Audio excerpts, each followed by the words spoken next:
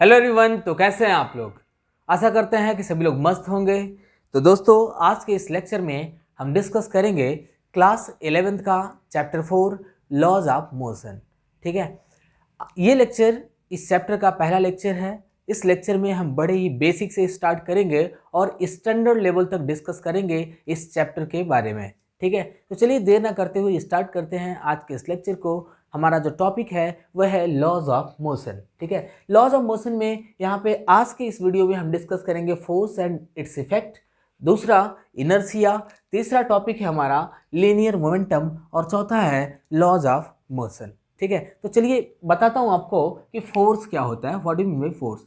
हालांकि आपने already class 9th में पढ़ रखा है इस चीज को। सिंपल सा डेफिनेशन है, अ पुश और pull acting on any body is known as force. ठीक है, अ पुश और pull acting on any body is known as force. यानी कि अगर हम किसी बॉडी को पुश करते हैं, पुश करने का मतलब हुआ कि हम किसी बॉडी को आगे की तरफ ऐसे धक्का दे रहे हैं, ठीक है, या फिर पुल करते हैं। पुल करने का मतलब कि हम अपने तरफ खींच रहे हैं। ठीक है, यदि हम किसी बॉडी को पुश करते हैं या फिर अपने तरफ पुल करते हैं तो ये दोनों ही कंडीशन फोर्स कहलाएगा। ठीक है, तो सिंपली कह सकते हैं क्या, अ पुश और pull acting on any body is known as force. Okay, अब देखो फोर्स जो है, फोर्स का एसआई यूनिट होता है न्यूटन। जनरली फोर्स का फार्मूला है F is equals to mass into acceleration. इसको हम डिराइव कराएंगे अपने न्यूटन के थर्ड लॉ में। ठीक है, सॉरी, न्यूटन के सेकंड लॉ में हम इसको डिराइव कराएंगे कि फोर्स इज इक्वल्स टू होता है मास इनटू एक्सेलरेशन। कैसे होता है ये चीज़ हम बताएंगे आपको डिराइव करके। ठीक है, तो यहाँ पर मास का ऐसा यूनिट होता है किलोग्राम और एक्सेलरेशन का ऐसा यूनिट होता है मीटर पर सेकंड स्क्वायर। तो टोटल इसका ऐसा यूनिट क्या मिल गया, kilogram metre per second square. ठीक है, यदि हम किसी बॉडी पर या कोई 1 kg की बॉडी है, उस पर हम फोर्स लगाते हैं और फोर्स लगाने पर 1 मीटर पर सेकंड स्क्वायर उसका एक्सेलरेशन आ जाए, तो हम कह सकते हैं कि हमने उस बॉडी पर 1 न्यूटन का फोर्स लगाया है। ठीक है, जस्ट अ मिनट।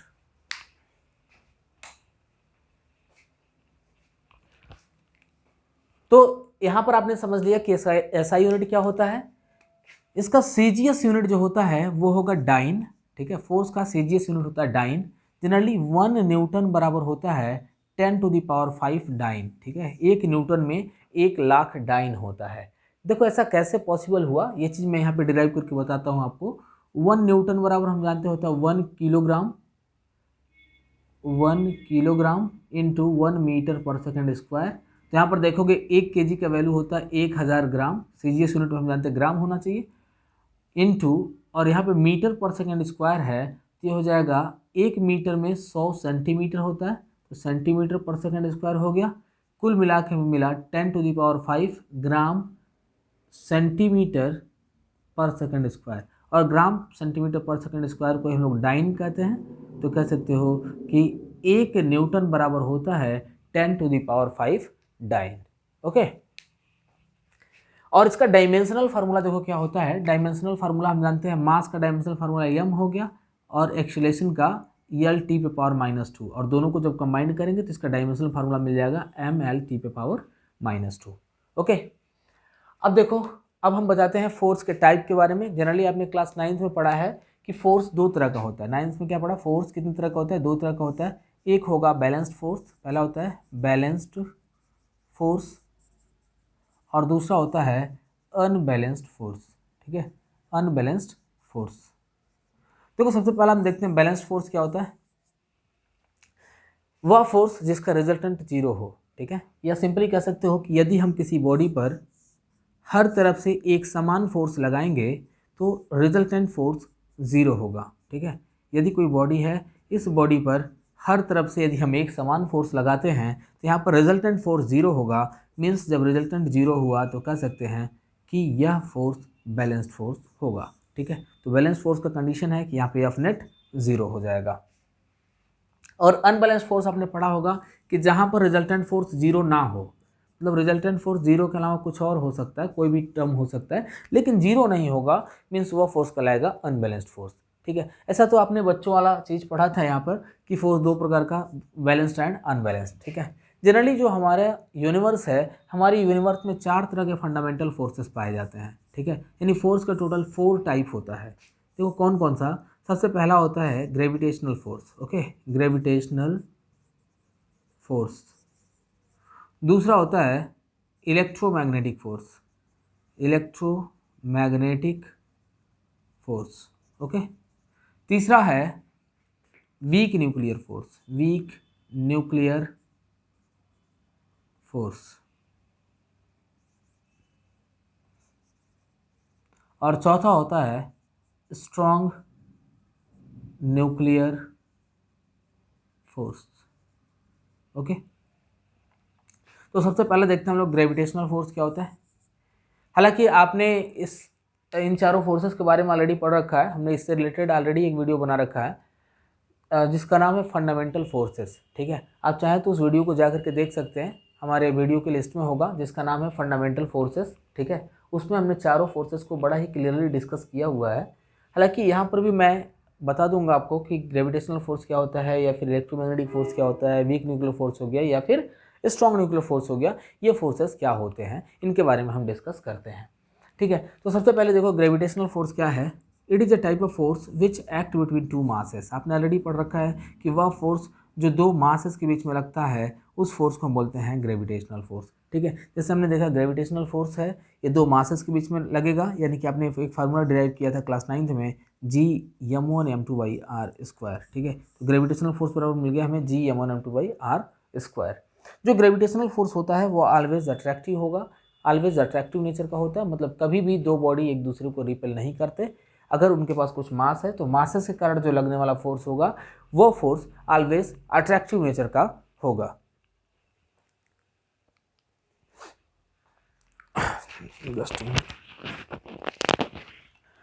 और देखो अब आते हैं हम लोग इलेक्ट्रोमैग्नेटिक फोर्स पे। इलेक्ट्रोमैग्नेटिक फोर्स इसके नेम से ही क्लियर है कि वह फोर्स जो इलेक्ट्रिक चार्जेस के कारण लगता हो, ठीक है। यहाँ पर देखो इलेक्ट्रो मतलब हो गया इलेक्ट्रिसिटी और मैग्नेटिक मतलब हो गया मैग्नेटिज्म, यानी कि दोनों के प्रिंसिपल पे वर्क करेगा। और इलेक्ट्रिसिटी एंड मैग्नेटिज्म ये बोथ कंडीशन इलेक्ट्रिक चार्ज के कारण ही प्रोड्यूस होता है। तो सिंपली कह सकते हैं कि it is a type of force which act between two charges, ठीक है। हमने यहाँ पर दो चार्ज कंसिडर किया। पहला चार्ज Q1 है जो कि Q2 से R डिस्टेंस पर रखा गया है। तो यहाँ पर जो नेट फोर्स होता है इसका वैल्यू होगा Q1 Q2/r², ठीक है। ये हमारा होता है इलेक्ट्रोस्टैटिक फोर्स, ठीक है। जैसे इलेक्ट्रोमैग्नेटिक फोर्स में कई सारा कंडीशन है, इलेक्ट्रिक फोर्स हो गया, मैग्नेटिक फोर्स हो गया, ठीक है। इसी में हमने इलेक्ट्रोस्टैटिक फोर्स को यहाँ पे लिखा हुआ है, रिप्रेजेंट किया है इसको समझने के लिए, ठीक है। हम देख रहे हैं कि दोनों ही फोर्सेस इनवर्स स्क्वायर लॉ को फॉलो कर रहे हैं, यानी कि आप देख रहे हैं कि फर्स्ट कंडीशन में जो हमारा ग्रेविटेशनल फोर्स है वो डिस्टेंस के स्क्वायर के इनवर्सली प्रोपोर्शनल है, और सेम कंडीशन यहाँ पर भी हमें दिखाई दे रहा है कि जो इलेक्ट्रोमैग्नेटिक फोर्स है वह भी डिस्टेंस के स्क्वायर के इनवर्सली प्रोपोर्शनल है, ओके। तो ये दोनों समझ में आ गया होगा आपको कि ग्रेविटेशनल फोर्स और इलेक्ट्रोमैग्नेटिक फोर्स क्या होता है। आइए अब समझते हैं कि वीक न्यूक्लियर फोर्स क्या होगा। What do you know weak nuclear force. Simply मैं तुम्हें बता दूं, एक एक्सपेरिमेंट समझाता हूं कि जब बीटा डीके किया गया था, बीटा डीके देखो क्या होता है, बीटा डीके इसका मतलब क्या होता है कि जब न्यूक्लियर तोड़ा गया था, एक न्यूक्लियर डीके कराया गया था, एक्सपेरिमेंट एक हुआ था, ठीक है। उस एक्सपेरिमेंट में ये देखा गया कि यहाँ से जब न्यूक्लियस टूटा, जब न्यूक्लियर डीके हुआ तो इधर दो चार्ज प्लेट लगाए गए थे। एक चार्ज प्लेट जो है पॉजिटिव चार्ज प्लेट था, दूसरा नेगेटिव चार्ज प्लेट था, ठीक है। तो ऐसा ये देखा गया कि कुछ रेज ऐसे थे जो नेगेटिव चार्ज प्लेट की तरफ जा रहे थे, मतलब ऐसे कुछ रेज क्रिएट हुए इसको टूटने के बाद में जो कि नेगेटिव चार्ज प्लेट की तरफ जा रहे थे, ठीक है। कुछ रेज ऐसे प्रोड्यूस हुए जो पॉजिटिव चार्ज प्लेट की तरफ ऐसे जा रहे थे, और कुछ रेज ऐसे क्रिएट हुए जो कि ना पॉजिटिव की तरफ गए और ना ही नेगेटिव की तरफ गए, ये सीधे आगे की तरफ बाहर सीधे निकल गए, ठीक है। तो देखो जो रेस पॉजिटिव नेगेटिव चार्ज प्लेट की तरफ गए इन रे को बोला गया अल्फा रे, ओके। जो रे नेगेटिव चार्ज प्लेट की तरफ गए इनको बोला गया अल्फा रे, और जो रे पॉजिटिव चार्ज प्लेट की तरफ गए इनको बोला गया बीटा रे, ठीक है। और जो ना पॉजिटिव की तरफ गए ना ही नेगेटिव की तरफ गए, जो सीधे निकल गए, उन रेज को बोला गया गामा रे, ठीक है। सोचने वाली बात यह है कि पॉजिटिव चार्ज क्रिएट हुआ समझ में आता है, न्यूट्रल क्रिएट हुआ समझ में आता है, लेकिन नेगेटिव रे कहाँ से क्रिएट हुआ। कहोगे सर नेगेटिव कैसे पता चला आपको, क्योंकि जो नेगेटिव चार्ज होगा, नेगेटिव चार्ज प्लेट, इसके तरफ पॉजिटिव रेज ही जाएंगे, जाहिर सी बात है नेगेटिव जो है पॉजिटिव को अट्रैक्ट करेगा, क्योंकि अनलाइक चार्जेज एक दूसरे को अट्रैक्ट करते हैं। और इधर प्लस है तो इसके तरफ माइनस वाला रे आएगा। ये गामा रे कहीं नहीं जा रहा है, मतलब ये ना पॉजिटिव है ना नेगेटिव है, सीधे निकल जाता है। तो ज़रा सोचो कि अगर हम एक न्यूक्लियस की बात करें तो एक न्यूक्लियस में प्रोटॉन होता है, पहला तो प्रोटॉन होगा और दूसरा क्या होता है, न्यूट्रॉन। ठीक है, प्रोटॉन और न्यूट्रॉन को मिला करके हमारे न्यूक्लियस का फॉर्मेशन होता है। इसमें कोई इलेक्ट्रॉन तो होता नहीं। इलेक्ट्रॉन हम जानते हैं नेगेटिव चार्ज होता है, प्रोटॉन पॉजिटिव चार्ज और न्यूट्रॉन न्यूट्रल होता है। मीन्स वी कैन से कि इसमें जब सिर्फ पॉजिटिव चार्ज ही है तो ये नेगेटिव चार्ज कहाँ से क्रिएट हुआ। ये जो बीटा रे है ये नेगेटिव नेचर का है, ये पॉजिटिव है और ये न्यूट्रल है। तो ये नेगेटिव जो रे है ये कहाँ से क्रिएट हुआ, ये तो सोचने वाली बात हो गई। ठीक है, कोई ऐसा तो चमत्कार हुआ नहीं कि जो नेगेटिव रे बना दे, क्योंकि रे को बनाया भी नहीं जा सकता है। तो सिंपल सी बात है कि यहाँ पर जो न्यूट्रॉन है, न्यूट्रॉन जब टूटेगा, देखो पॉजिटिव चार्ज से तो ऐसी पॉसिबिलिटी आ ही नहीं सकती। हाँ, न्यूट्रल चार्ज यदि है, जैसे न्यूट्रॉन है, न्यूट्रॉन जब टूटा तो एक इलेक्ट्रॉन बनाया, एक प्रोटॉन बनाया और एक एंटी न्यूट्रिनो बनाया। ठीक है ना। तो देखो जब न्यूट्रॉन टूटेगा तो एक इलेक्ट्रॉन, एक प्रोटॉन और एक एंटी न्यूट्रिनो बनता है। तो ये समझ लो कि इलेक्ट्रॉन, प्रोटॉन और एंटी न्यूट्रिनो क्या ये कभी एक साथ कलेक्टेड फॉर्म में थे? बिल्कुल थे, तभी तो न्यूट्रॉन का फॉर्मेशन हुआ था। तो जब ये एक साथ कलेक्टेड फॉर्म में थे तो न्यूट्रॉन बना हुआ था। तो सिंपली कह सकते हो कि इनके बीच में ज़रूर कुछ ना कुछ अट्रैक्टिव फोर्स होगा जो इन सभी को एक साथ कलेक्टिव फॉर्म में रखा होगा, जिसके कारण न्यूट्रॉन का फॉर्मेशन हुआ होगा। और उस फोर्स को हम बोलते हैं वीक न्यूक्लियर फोर्स। ठीक है, तो ये समझ लिया होगा कि वीक न्यूक्लियर फोर्स क्या होता है। तो वीक न्यूक्लियर फोर्स वह फोर्स है जो इलेक्ट्रॉन और प्रोटॉन को होल्ड करके न्यूट्रॉन का फॉर्मेशन करने में हेल्पफुल होता है। ओके, और लास्ट है, चौथा है strong nuclear force. Strong nuclear force तो क्या है? अब सोचो कि जो न्यूक्लियस है, इस न्यूक्लियस में सिर्फ चार्जेस की अगर हम बात करें तो सिर्फ पॉजिटिव चार्ज ही होता है। दूसरा न्यूट्रॉन है तो न्यूट्रॉन में कोई चार्ज होता नहीं, यानी सिर्फ पॉजिटिव चार्ज होता है न्यूक्लियस के अंदर। सोचो न्यूक्लियस का जो साइज है वो एटम के साइज से 1,00,000 गुना छोटा होता है। यानी ये अगर सपोज करो साइज ऑफ एटम है 1:10⁵। 10⁵ क्या होगा? साइज ऑफ 10⁻⁵ यहाँ लिखना चाहिए था। अगर 1 मीटर एटम का साइज है तो 10⁻⁵ जो होगा वो किसका साइज होगा? न्यूक्लियस का। या ऐसे लिख सकते हो कि 10⁵ अगर एटम का साइज है तो 1 मीटर किसका साइज होगा? इसका कह सकते हो कि न्यूक्लियस का साइज होगा। ठीक है, तो सिंपली कह सकते हैं क्या कि जो न्यूक्लियस का साइज है वो एटम के साइज से 1,00,000 गुना छोटा होता है। और इतने छोटे से डिस्टेंस में सारे के सारे पॉजिटिव चार्ज पार्टिकल अरेंज्ड हैं, एक साथ अरेंज्ड हैं। अब ज़रा सोचो कि अकॉर्डिंग टू इलेक्ट्रोमैग्नेटिक थियरी अगर हम देखें तो जो चार्जेज होंगे, जो लाइक चार्जेज होंगे, एक दूसरे को रिपेल करेंगे। और अगर प्लस प्लस में रिपल्सन हो जाए तो दोनों एक दूसरे से दूर जाएंगे। तो सारे के सारे पॉजिटिव चार्ज एक साथ कलेक्टिव फॉर्म में यहाँ पे रह जाएं, ऐसी पॉसिबिलिटी नहीं बन रही है। ठीक है, क्योंकि इलेक्ट्रोमैग्नेटिक फोर्स के कारण ये सारे एक दूसरे को रिपेल करेंगे। मतलब इसको एक साथ होल्ड करने के लिए ज़रूर कोई ना कोई फोर्स है जिसका इफेक्ट इलेक्ट्रोमैग्नेटिक फोर्स के इफेक्ट से ज़्यादा है, जिसके कारण ये एक साथ कलेक्टिव फॉर्म में है। And that force is called strong nuclear force. ठीक है, तो स्ट्रॉन्ग न्यूक्लियर फोर्स क्या होता है? वह फोर्स जो न्यूक्लियस में प्रोटॉन और न्यूट्रॉन को एक साथ होल्ड करने का काम करता है, उस फोर्स को हम बोलते हैं स्ट्रॉन्ग न्यूक्लियर फोर्स। ठीक है, अगर हम ऑर्डर ऑफ फोर्स की बात करें तो जो हमारा ग्रेविटेशनल फोर्स होता है वो वीकेस्ट फोर्स होगा।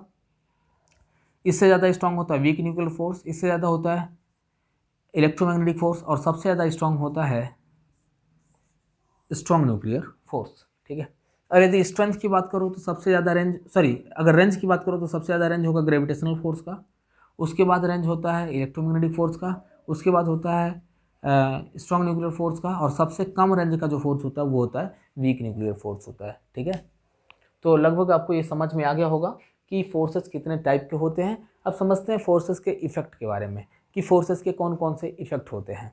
देखो, अगर कोई स्टेशनरी बॉडी है, स्टेशनरी बॉडी को मोशन में लाने के लिए हमें फोर्स लगाना पड़ेगा। ठीक है, कोई भी रुकी हुई बॉडी है उसे मोशन में लाना चाहते हो तो उसके लिए तुम्हें फोर्स अप्लाई करना पड़ेगा। बिना फोर्स अप्लाई किए कोई रुकी हुई बॉडी मोशन नहीं कर सकती है। तो ये पहला इफेक्ट हो गया फोर्स का। दूसरा इफेक्ट क्या है कि अगर कोई बॉडी मोशन करते हुए जा रही है, उसे स्टॉप करना है। ठीक है, किसी मूविंग ऑब्जेक्ट को स्टॉप करने के लिए भी हमें फोर्स लगाना पड़ेगा। ठीक है। तीसरा इफेक्ट है कि अगर कोई बॉडी मोशन करते हुए जा रही है, उसके स्पीड को हमें चेंज करना है तो भी हमें फोर्स लगाना पड़ेगा, चाहे स्पीड को बढ़ाना हो या फिर स्पीड को घटाना हो, दोनों ही कंडीशन में हमें फोर्स लगाना पड़ेगा। चौथा कंडीशन है, अगर कोई बॉडी मोशन करते हुए जा रही है तो उसके डायरेक्शन को चेंज करने के लिए भी हमें फोर्स लगाना होगा, क्योंकि जब तक हम फोर्स नहीं लगाएंगे तब तक उस मूविंग बॉडी का डायरेक्शन चेंज नहीं होगा।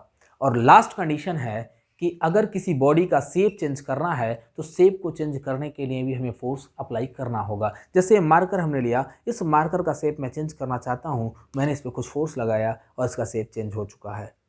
अगर फिर से मैं इसका शेप चेंज करना चाहता हूँ, मैंने कुछ फोर्स लगाया और इसका शेप चेंज हो गया है। अगर कोई लकड़ी का टुकड़ा लिया या लकड़ी लिया, उस लकड़ी को मैं तोड़ना चाहता हूँ तो उसको तोड़ने के लिए हमें फोर्स लगाना पड़ेगा, तभी जाकर उसका शेप चेंज होगा। ठीक है, तो हमने देखा कि कुछ 5 इफेक्ट हमने बताया आपको फोर्स का, कि फोर्स का कहाँ कहाँ पर यूज़ होता है।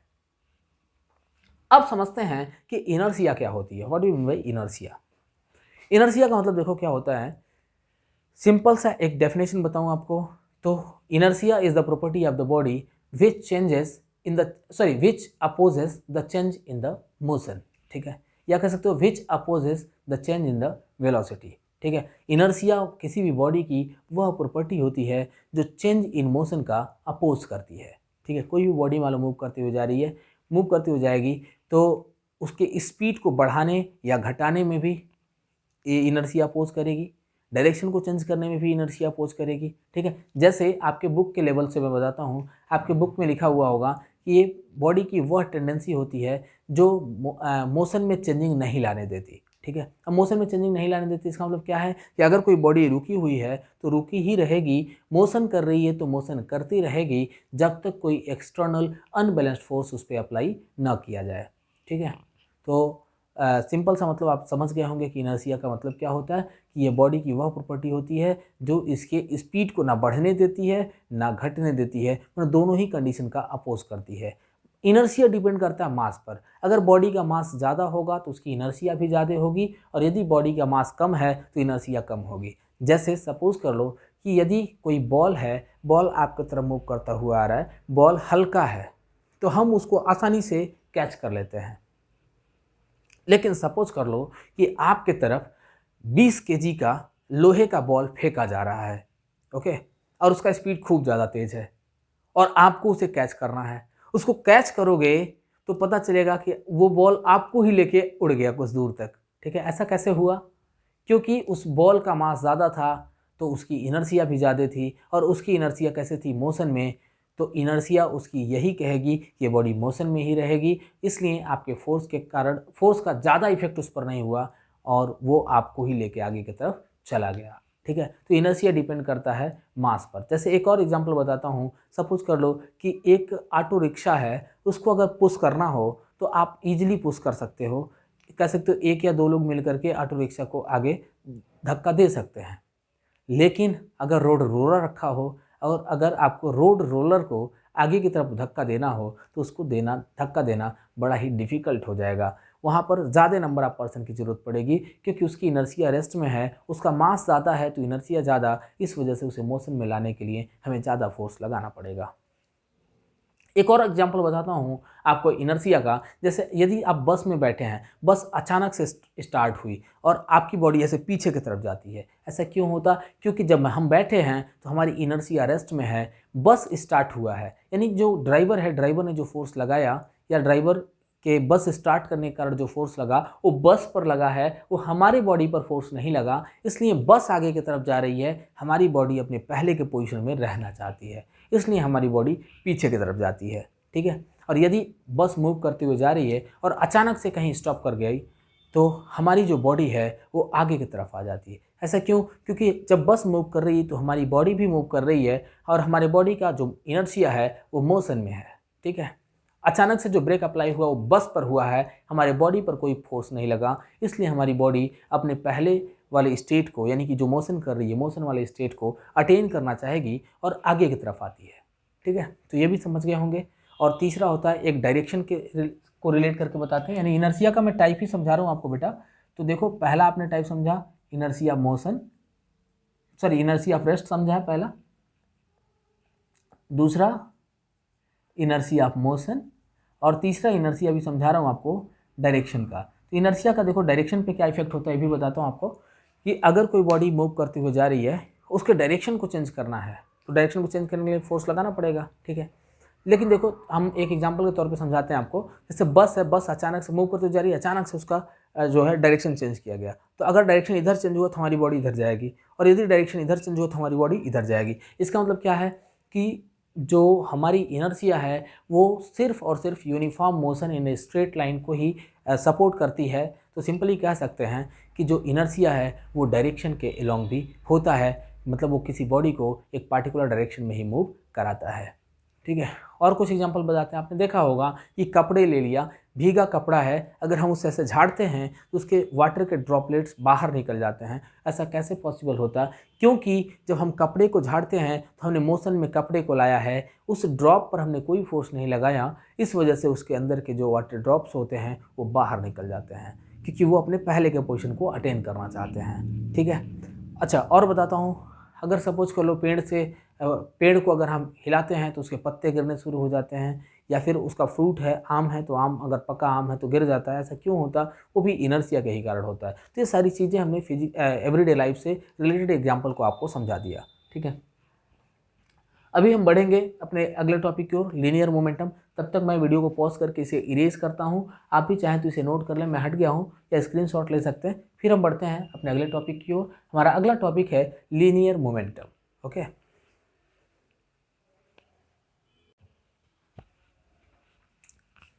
अब देखिएगा लीनियर मोमेंटम क्या होता है, इसको समझाता हूं मैं आपको। Linear momentum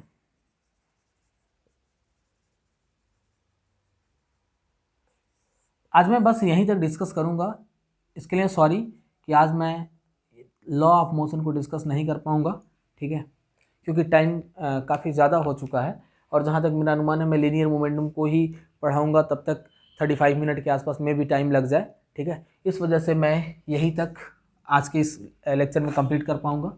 laws of motion का वीडियो मैं कल अपलोड कर दूंगा आपके लिए। देखिएगा लीनियर मोमेंटम क्या होता है। The product of mass and velocity is called linear momentum, ठीक है। मास और वेलोसिटी का जो प्रोडक्ट होता है इसी को हम क्या बोलते हैं? Linear momentum.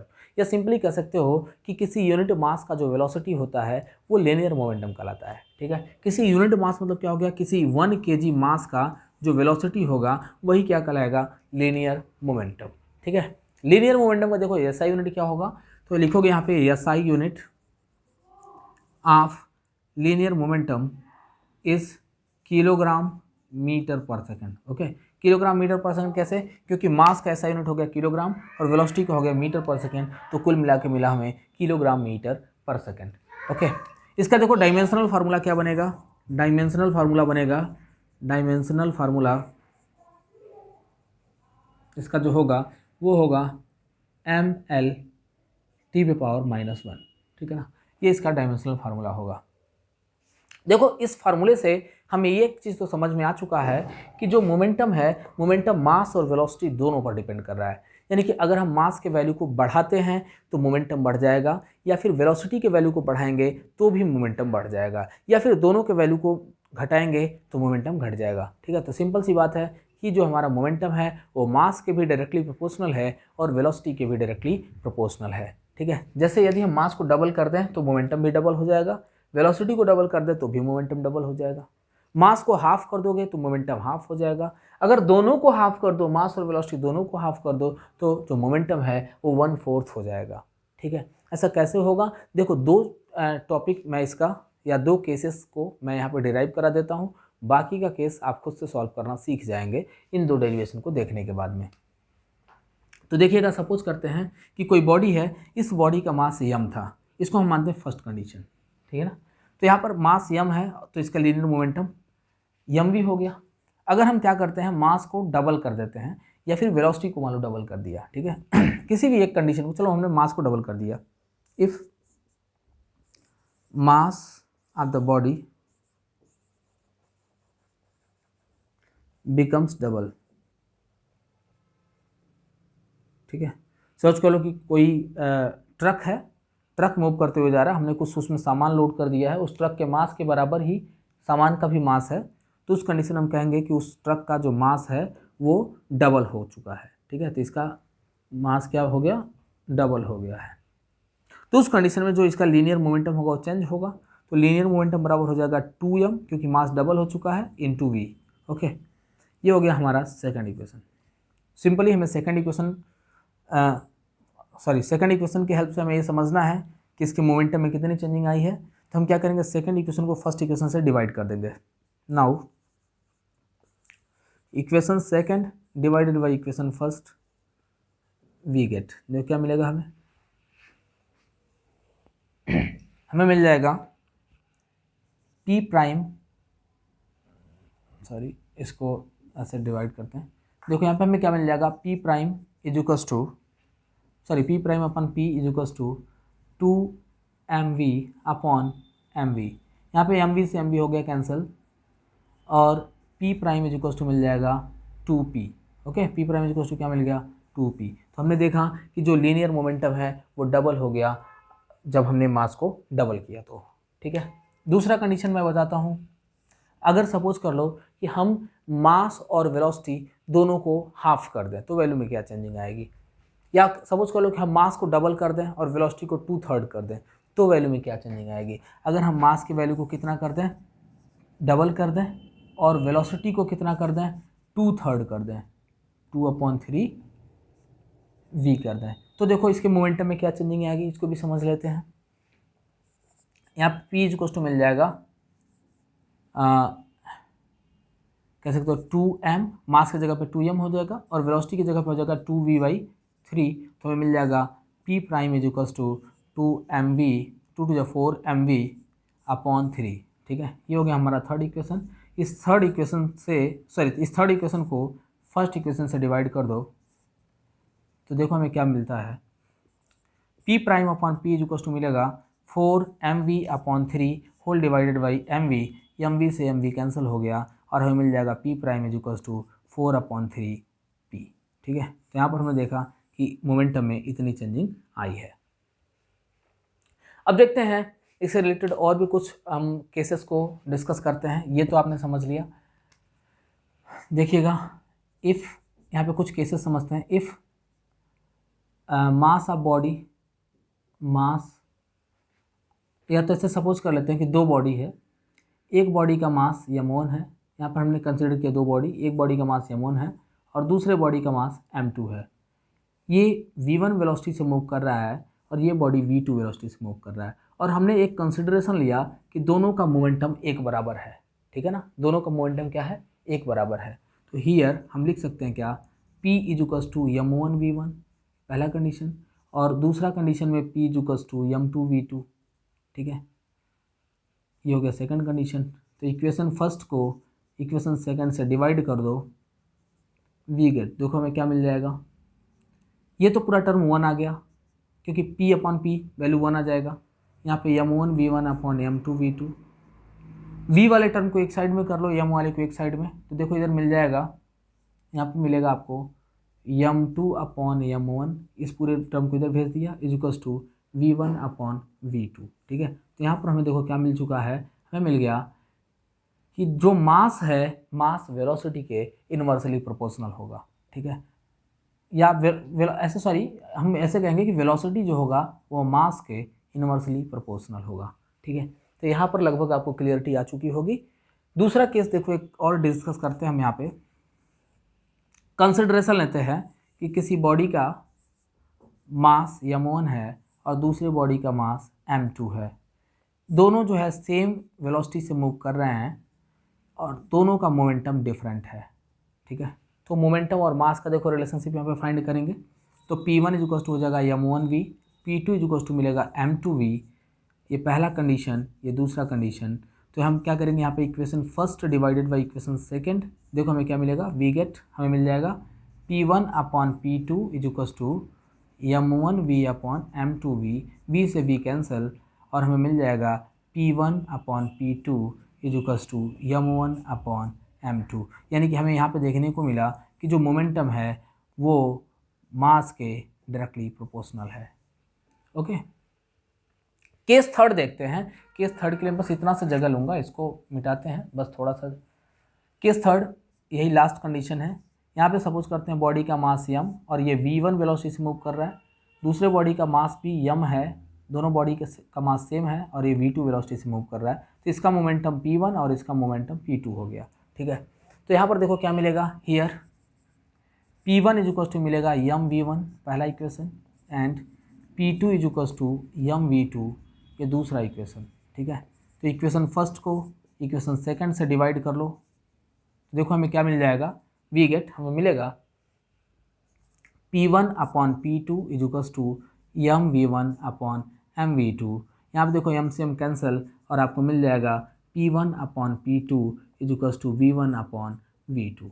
ठीक है, और इस रिलेशन से भी हमें मिल जाएगा, इस रिलेशन से भी देखो हमें क्या मिला, p will be directly proportional to v। ठीक है, तो ये तीनों केसेस आपको समझ में आ गए होंगे क्लियरली कि कैसे हमने इस रिलेशनशिप को यहाँ पे दर्शाया है। ठीक है, तो दोस्तों अगर आपको हमारा वीडियो पसंद आए तो इस वीडियो को लाइक करें, ज़्यादा से ज़्यादा हमारे इस वीडियो को शेयर करें ताकि जिन बच्चों को इस टॉपिक की ज़रूरत हो उन्हें लाभ मिल सके। मैं कोशिश करूँगा आपके लिए और भी बेहतर कंटेंट लेकर के आ सकूँ। हालांकि मैं एनसीईआरटी को फॉलो कर रहा हूँ और आपके एनसीईआरटी के ईच एंड एवरी टॉपिक को डिस्कस करूँगा। ठीक है, तो तब तक के लिए विदा लेते हैं, मिलेंगे आपसे अगले वीडियो में। जय हिंद दोस्तों।